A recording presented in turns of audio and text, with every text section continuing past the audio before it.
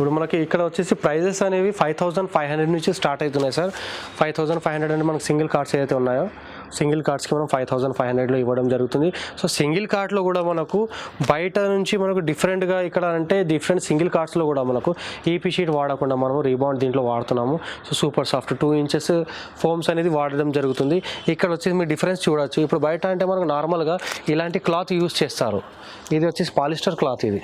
So ఇది almost మనం చెప్పాలంటే ఓవరాల్గా ఇది జిఎస్ఎం అనేది 55-60 అనుకోండి, మ్యాక్స్గా 60 జిఎస్ఎం వస్తుంది దీంట్లో.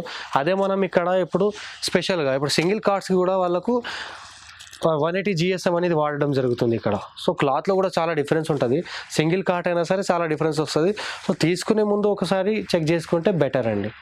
సో ఎక్కడైనా సరే మీకు దొరకవచ్చు. సో క్వాలిటీ ఎక్కడ తీసుకోకున్నా సరే ఎక్కడ తీసుకున్నా సరే మనకి ఏంటంటే క్వాలిటీ చూసుకోవడం మెయిన్. ఇప్పుడు మనకి ఎలాంటి క్వాలిటీ దొరుకుతుంది, ఏ అమౌంట్కి వస్తుంది. సో మనం ప్రైస్ కూడా చూసుకోవాలి, క్వాలిటీ కూడా చూసుకొని దాన్ని బట్టి డిసైడ్ అవ్వండి.